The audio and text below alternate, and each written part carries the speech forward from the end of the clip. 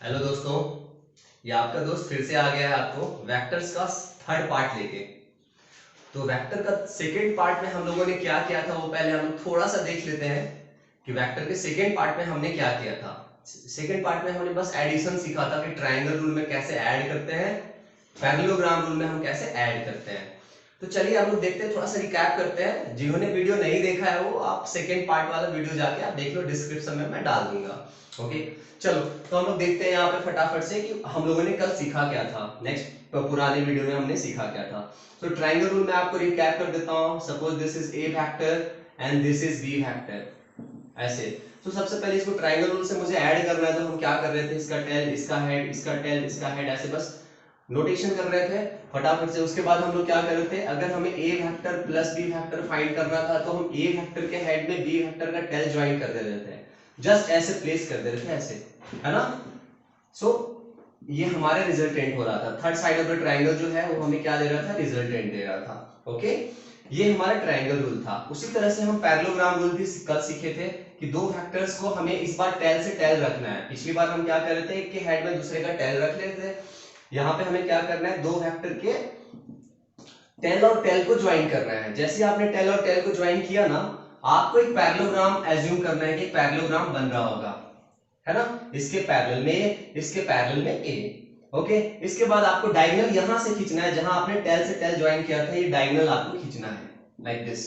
तो this will provide the resultant of A vector and B vector. बहुत easy है, बहुत इजी है फिजिक्स, मेरे साथ आपको बोलना है, क्योंकि आप इजी बोलोगे तब आपको बहुत इजी लगने लगेगा, और है भी इजी। ओके, चलिए अब हम लोग आगे करते हैं नेक्स्ट में।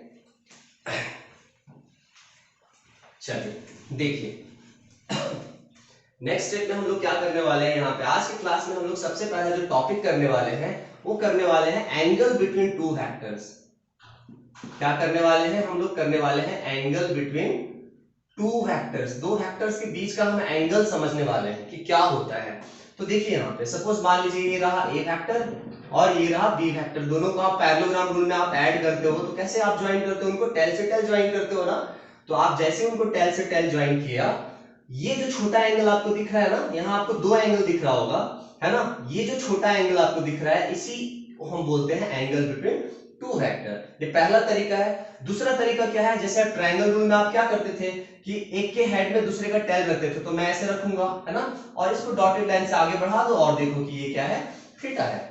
तो ये एंगल बिटवीन टू वेक्टर्स बताने का आपको सिंपल तरीका है। कुछ लोग बोलेंगे सर ये भी तो एंगल बिटवीन है, तो ये बड़ा वाला एंगल आपको नहीं लेना है, ये छोटा वाला एंगल आपको हमेशा लेना है। So this is the angle between two vectors. Suppose मैं आपको बोलता हूं एग्जांपल के लिए कि two vectors are perpendicular to each other, है ना।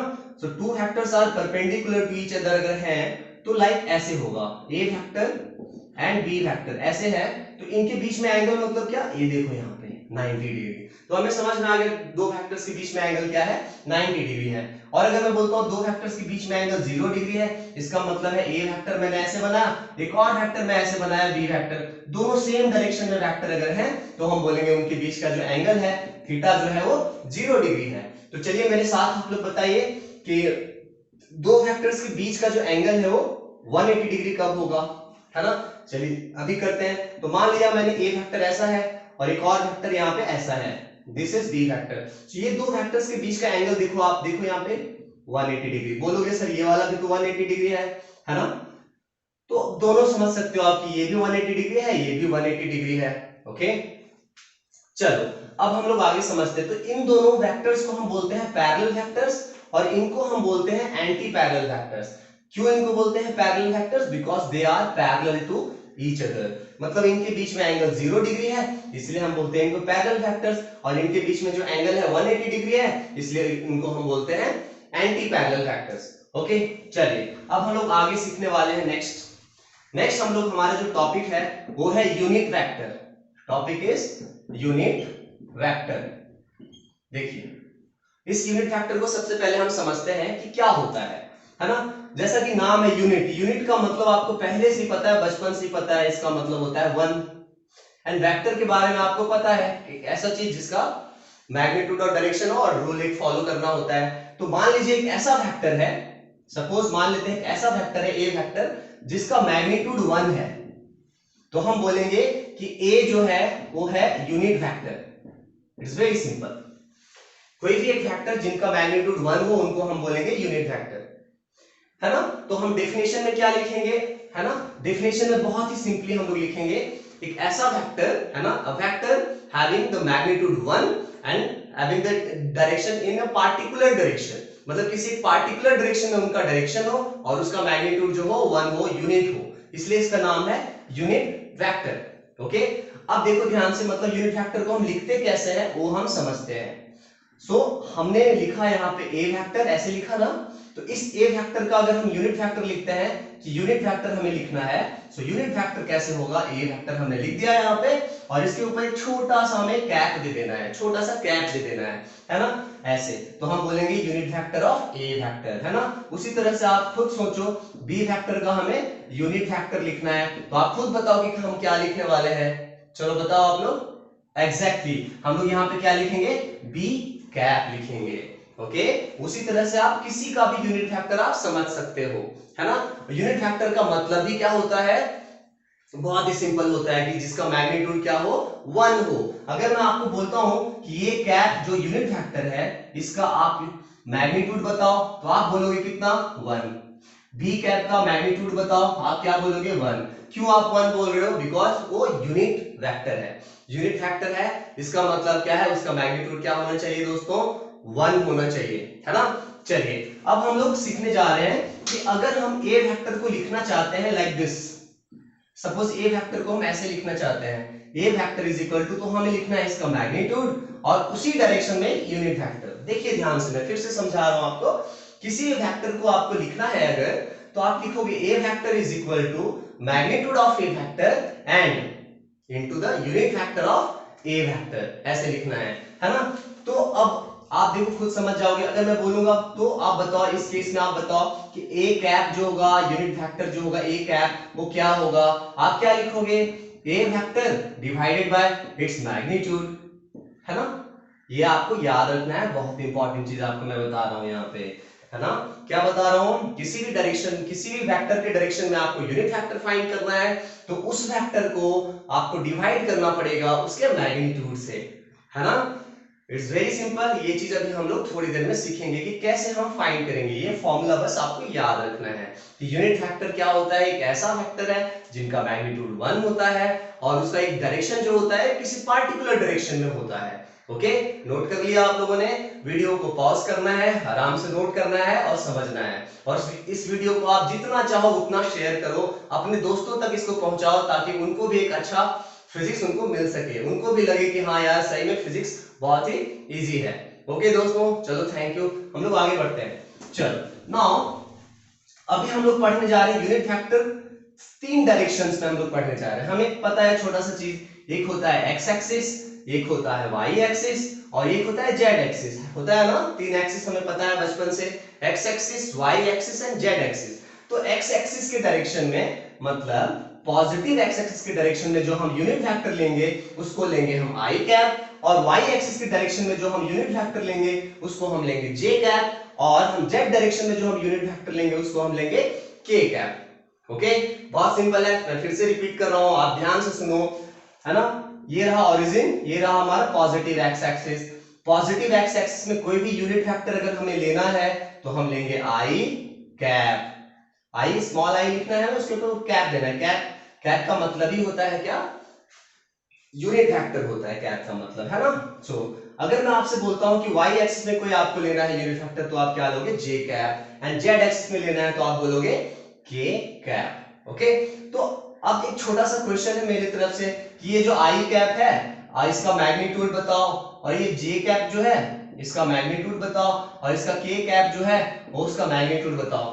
खुद आपको पता होगा कि सर ने बताया था यूनिट वेक्टर का मतलब होता है जिनका मैग्नीट्यूड 1 होता है। तो आई कैप, जे कैप और के कैप तीनों यूनिट वेक्टर्स हैं, इसका मतलब क्या हो गया, तीनों का जो मैग्नीट्यूड हो गया वो क्या हो गया, 1 हो गया, है ना। आप लोगों को भी बोलना है 1 हो गया, जब आप पढ़ रहे हो, इसको ईयरफोन लगा के पढ़ रहे हो या आप किसी लैपटॉप पे पढ़ रहे हो, तो वहां आपको साथ ही साथ बोलना है। जैसे मैं बोल रहा हूं कि बताओ आई कैप का मैग्नीट्यूड क्या होगा, हाँ बोलना है 1 होगा। जे कैप का मैग्नीट्यूड क्या होगा, आपको बोलना है 1 होगा। सिमिलरली के कैप का मैग्नीट्यूड क्या होगा 1 होगा। अब चलो आपको एक छोटा सा एक ट्रिक मैं बता रहा हूं, यहाँ पे ट्रिक तो नहीं है बट आपको यहाँ समझना है। Like A vector equal to मैंने लिखा 5i कैप, ऐसे लिखा।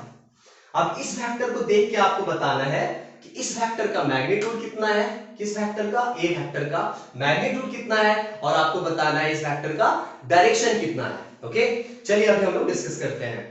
सबसे पहले हमें देखना है कि ये जो ए वेक्टर है, इस ए वेक्टर का यूनिट वेक्टर हमें देखना है इधर, किधर है, आई कैप। आई कैप के बारे में मैंने क्या बताया था, एक ऐसा यूनिट वेक्टर जिसका डायरेक्शन क्या हो, पॉजिटिव एक्स एक्सिस, है ना, पॉजिटिव एक्स एक्सिस। ओके, उसी तरह से अगर मैं आपसे बोलता हूं कि ये जो वेक्टर है, ये जो ए वेक्टर है उसका मैग्नीट्यूड बताओ, डायरेक्शन तो आपने बता दिया, आई कैप को देखा तो बता दिया डायरेक्शन। अब अगर आपको मैं पूछता हूं what is the magnitude of A vector, तो आप क्या बोलोगे, वेरी सिंपल, आप बोलोगे इसका जो मैग्नीट्यूड है सर वो है 5 यूनिट।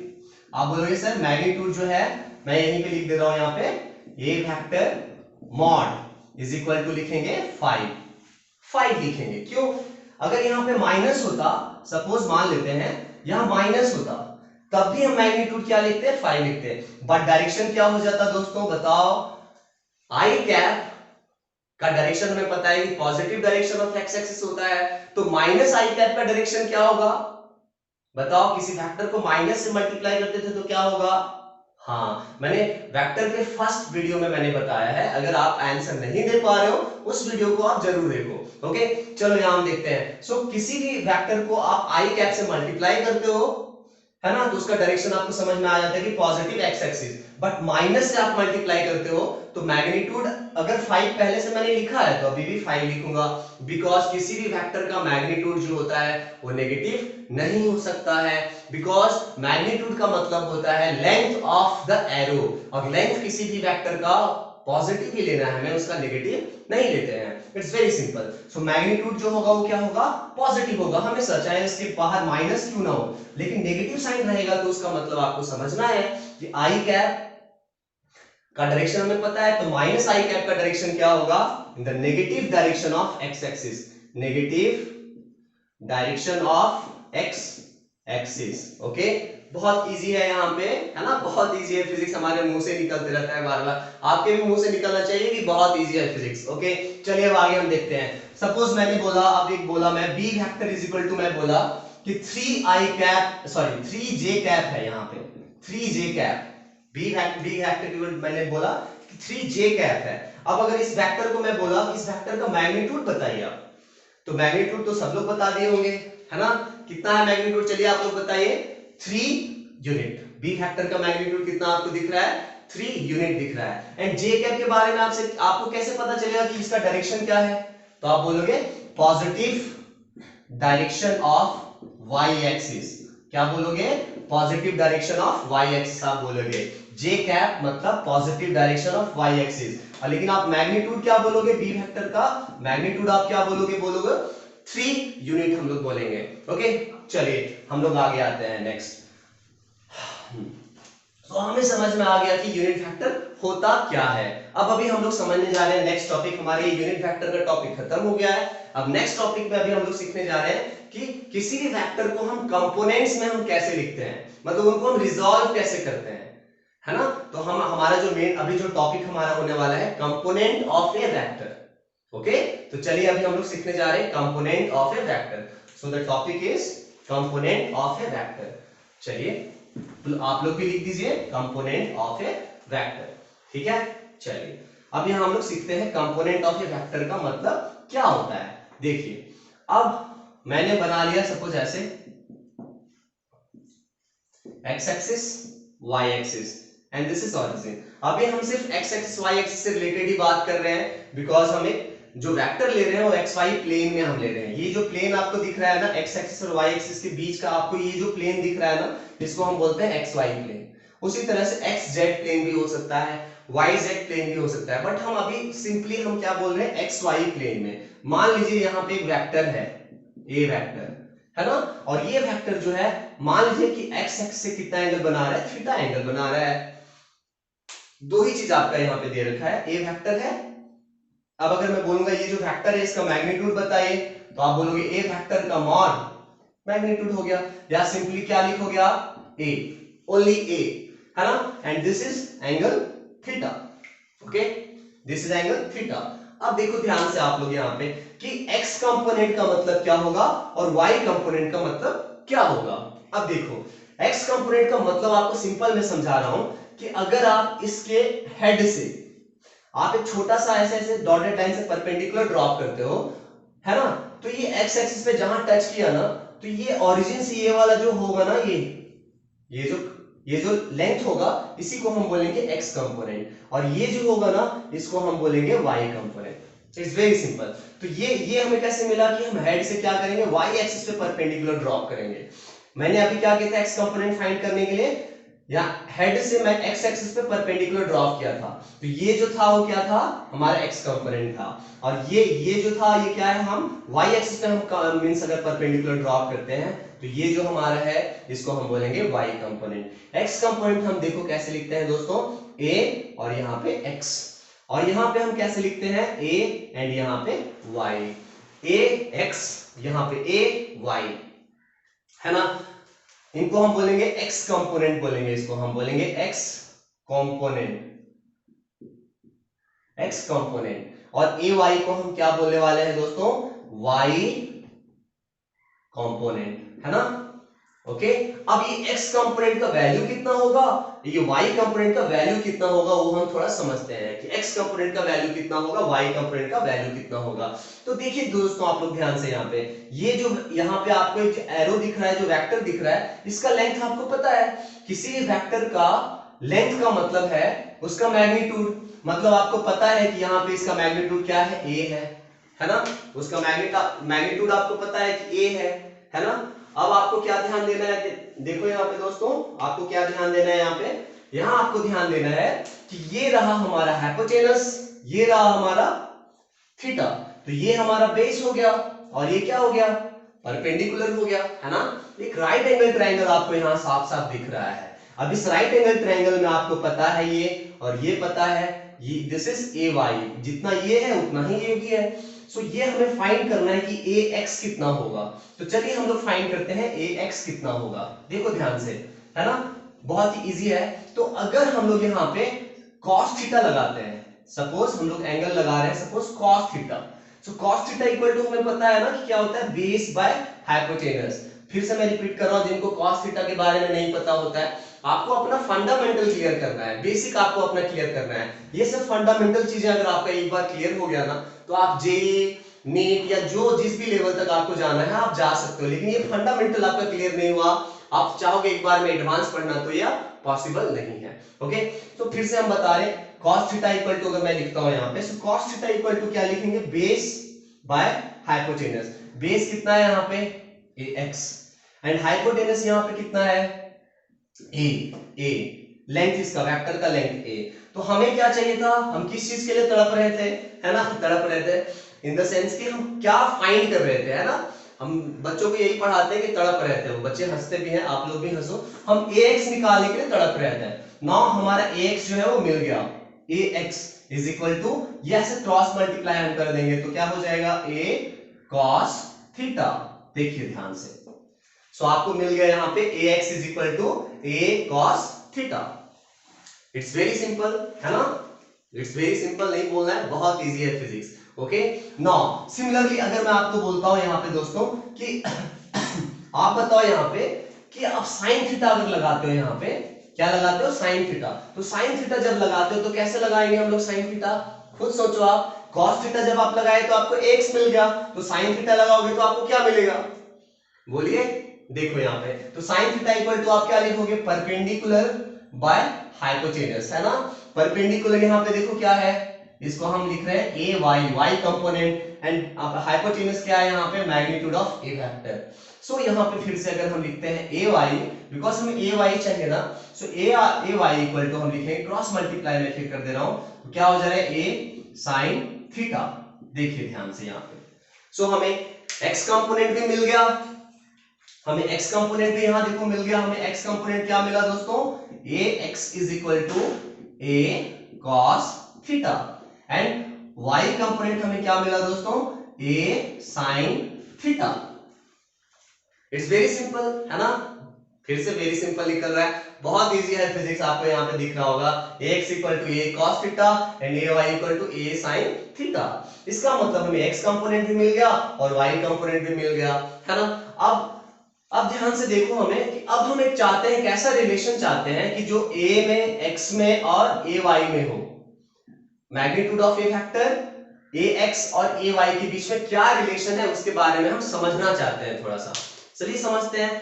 अब देखो ध्यान से आप लोग, यहाँ पे दो इक्वेशंस जो आपको मिले हैं, इन दो इक्वेशंस को मैं लिखता हूं यहाँ आमने सामने, पास पास लिखता हूं मैं। देखो यहाँ पे मैं लिख रहा हूं यहाँ पे ax इक्वल टू लिखूंगा मैं a cos थीटा, इसको इक्वेशन नंबर 1 मान लिया मैं। और इस फिर लिखता हूं मैं ay इक्वल टू लिखता हूं मैं a sin थीटा, इसको मैं मान लिया सेकंड इक्वेशन। दो इक्वेशन हमारे पास अभी जस्ट आया ना, कैसे आया, हमने क्या किया, कुछ नहीं किया मैंने, एक बार cos थीटा ले लिया था, एक बार हमने sin थीटा ले लिया था। तो अब हम क्या कर रहे हैं यहाँ पे, इन दोनों इक्वेशंस को कैसे निकालेंगे, कैसे सॉल्व करेंगे, बहुत सिंपल है। इस इक्वेशन को हमें स्क्वायर कर देना है और इस इक्वेशन को भी हमें स्क्वायर कर देना है और इन दोनों को हमें ऐड कर देना है। मतलब एक छोटा सा ऑपरेशन हम लोग करने जा रहे हैं यहाँ पे। ऑपरेशन क्या हम लोग करने जा रहे हैं, इक्वेशन 1 का स्क्वायर प्लस इक्वेशन 2 का स्क्वायर, दोनों इक्वेशन को स्क्वायर करके हम ऐड कर दे रहे हैं। अब बताओ दोस्तों, दो इक्वेशंस को हमें ऐड करना है, इसका मतलब क्या हुआ, x मतलब LHS हम ऐड करेंगे एंड RHS हम ऐड करेंगे। दो इक्वेशन को सॉल्व करने का मतलब ऐसे होता है, दो इक्वेशंस को ऐड करना होता है, LHS हम ऐड करेंगे, RHS हम ऐड करेंगे, ऐड मतलब उनका सम करेंगे, है ना। अब दो देखो यहाँ पे मैंने जैसे इसको स्क्वायर किया तो ये क्या हो गया, ये स्क्वायर हो गया, इनका स्क्वायर का मतलब ये स्क्वायर हो गया और ये cos थीटा का स्क्वायर मतलब cos स्क्वायर थीटा हो गया। उसी तरह से आप देखो यहाँ पे इसका स्क्वायर का मतलब क्या हो गया, ay का स्क्वायर हो गया और यहाँ पे a स्क्वायर और यहाँ पे sin स्क्वायर थीटा हो गया, है ना। ओके, अब हमने क्या बोला है, इक्वेशन 1 का स्क्वायर प्लस इक्वेशन 2 का स्क्वायर, स्क्वायर तो मैंने कर दिया, अब मुझे सम भी करना है। अब सम कैसे होगा, this plus this is equal to है तो इक्वल टू देंगे हम यहाँ पे एंड दिस प्लस दिस, इसका मतलब नेक्स्ट स्टेप में हम क्या लिखने वाले हैं, यहाँ पे मैं लिख रहा हूं ऊपर देखो। सो LHS में हम लिखने वाले हैं ax का स्क्वायर प्लस ay का square is equal to a square cos square theta plus a square sin square theta. देखो ध्यान से आप लोग, कुछ किया नहीं मैंने, x कंपोनेंट मैंने ऐड कर दिया, y कंपोनेंट मैंने ऐड कर दिया। अब देखो यहाँ पे ये LHS हो गया, यहाँ पे इस RHS को ध्यान से आप देखो, यहाँ पे यहां से a स्क्वायर और a स्क्वायर हम क्या करेंगे, कॉमन ले लेंगे, एग्जैक्टली कॉमन ले लेंगे, बहुत अच्छा। सो a स्क्वायर मैंने क्या किया, यहाँ पे कॉमन ले लिया, बचा क्या यहाँ पे, cos square theta plus sin square theta. ये छोटा सा चीज आपने 10th में पढ़ा होगा कि cos square theta plus sin square theta या फिर sin square theta plus cos square theta का वैल्यू जो होता है वो 1 होता है, मतलब इसका जो वैल्यू होगा वो क्या हो जाएगा, 1 हो जाएगा। इसका मतलब क्या हो गया, नेक्स्ट स्टेप में आप खुद सोचो यहाँ पे कि क्या हो जाएगा, नेक्स्ट स्टेप में क्या हो गया यहाँ पे, सो LHS में हमारे पास है ax का स्क्वायर प्लस ay का स्क्वायर इज इक्वल टू यहाँ पे क्या आ गया, a स्क्वायर और यहाँ पे cos square theta plus sin square theta का जो वैल्यू हो गया वो क्या हो गया, 1 हो गया, है ना। Very good. सो हमें यहाँ पे a स्क्वायर चाहिए था, हम किसके लिए तड़प रहे थे, हाँ तड़पना बोलना जरूरी है, बिकॉज हम a के लिए तड़प रहे थे तो हमें a चाहिए ना। अब फाइनली हमारा जो तड़पन है वो दूर हो गया, very good. Okay, so a square equal to हम लिख रहे हैं ax का स्क्वायर प्लस ay का स्क्वायर। नाउ हमारे पास अब मिल चुका है, a इज इक्वल टू हमारा जो तड़पन है वो दूर हो गया है, सो ax का स्क्वायर प्लस ay का स्क्वायर। अब देखो ध्यान से, सो आपको क्या मिल गया यहाँ पे, मैग्नीट्यूड मिल गया आपको, है ना। a फैक्टर का magnitude is equal to x component का स्क्वायर प्लस y कंपोनेंट का स्क्वायर। ओके, यही हम डेरिवेशन कर रहे थे, मैंने बोला था कि इनके बारे में हम डिराइव करने वाले हैं कि ax और ay के बीच में हम क्या रिलेशन निकालेंगे।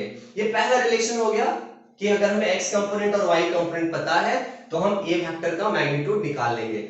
बहुत इजी है ना, बहुत इजी है फिजिक्स। ओके, अब देखिए आगे हम लोग एक और रिलेशन निकालने वाले हैं यहाँ पे कि हमें एंगल कैसे पता चलेगा। अगर हमें x कंपोनेंट और y कंपोनेंट पता है तो हमें एंगल कैसे पता चलेगा। It's very simple. तो हमारे पास एक ऐसा रिलेशन था ए वाई इक्वल टू, ध्यान से देखो आप, क्या था रिलेशन, बोलो, ए वाई इक्वल टू क्या था, ए, हाँ, साइन थीटा।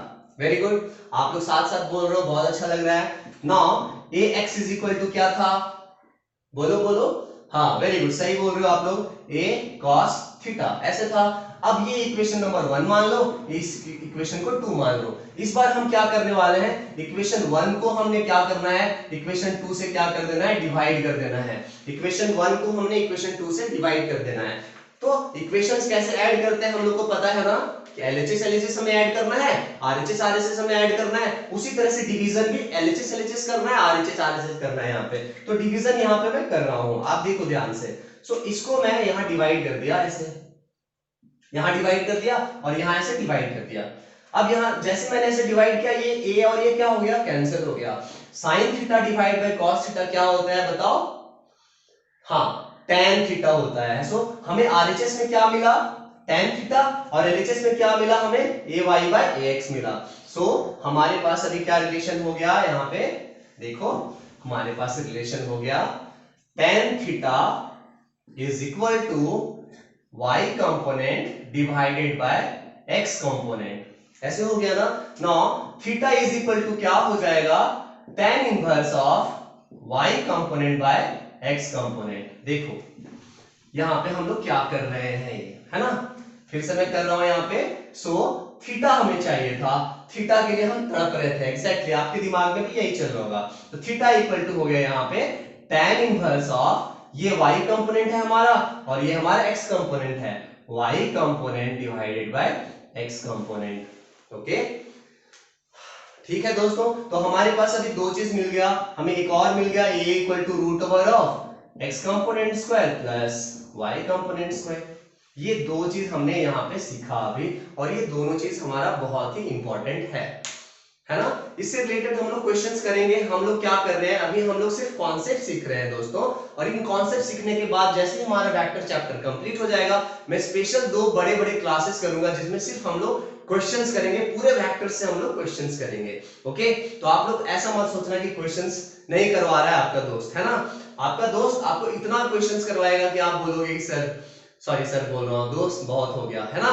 तो क्वेश्चंस हम लोग करेंगे, सफिशिएंट क्वेश्चन हम लोग करेंगे, तो हमारा कंपोनेंट भी हो गया। नाउ अभी अब हम लोग को एक छोटा सा चीज पता चला है, यहाँ पे क्या पता चला है कि आई कैप क्या है, जे कैप क्या है और के कैप क्या है। तो के कैप को अभी थोड़ी देर के लिए भूल जाते हैं, है ना, भूल जाते हैं, सिर्फ अभी इन दोनों में हम डिस्कस करते हैं। ओके, कि आई कैप क्या है और जे कैप क्या है। ओके, आई कैप क्या है, एक्स डायरेक्शन में यूनिट वेक्टर है ना, सही बोला मैं, हाँ। ओके, जे कैप क्या है यहाँ पे बताओ, कि यूनिट वेक्टर है किस डायरेक्शन में, y एक्सिस के डायरेक्शन में। ओके, नाउ अगर मैं बोलता हूं यहाँ पे कि a वेक्टर को हमें लिखना है in the terms of i cap and j cap, तो किसी भी वेक्टर को आप लिख रहे हो जो कि xy प्लेन में है, तो आपको यहां लिखना है x कंपोनेंट, फिर इस डायरेक्शन में यूनिट वेक्टर।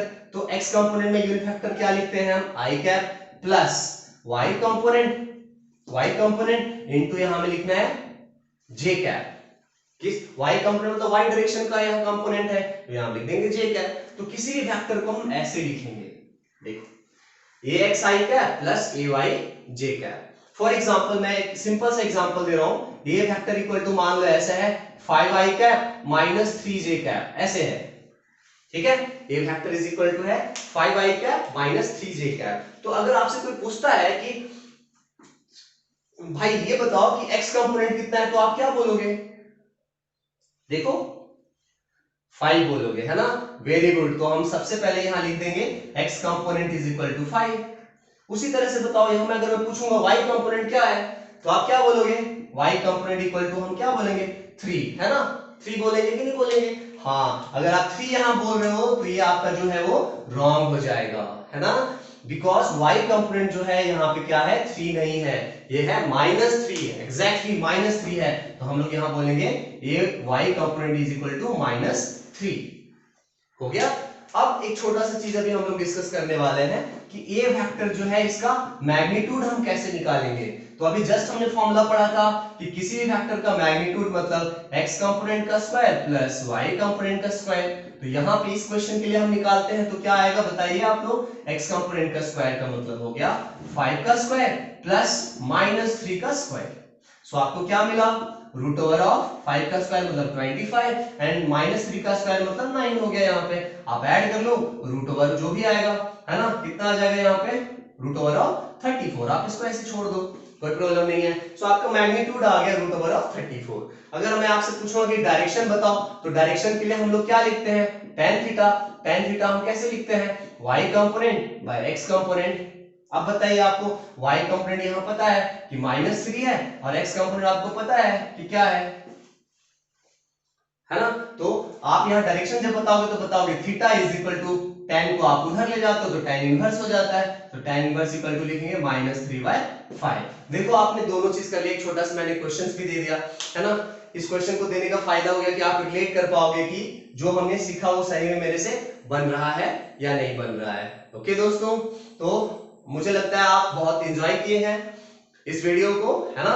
अब इस वीडियो को आप जितना चाहो उतना शेयर कर सकते हो अपने दोस्तों से। अगर आपको पसंद आता है तो आप जरूर शेयर करो, आपके सोशल मीडिया में शेयर करो या फिर अपने व्हाट्सएप ग्रुप पे शेयर करो, बट शेयर करो, मुझे लोगों तक पहुंचाओ ताकि मैं उनको पढ़ा सकूं बिना किसी पैसे के। ओके, क्योंकि बहुत लोग हैं पूरे दुनिया में जिनके पास पढ़ने के लिए पैसे नहीं है। ओके, तो उन तक मेरा वीडियो ये पहुंचना चाहिए दोस्तों। ओके, तो आप जितना हो सके इस वीडियो को फैलाओ, उनको मैं पढ़ाऊंगा। ओके, चलो थैंक यू, नमस्कार।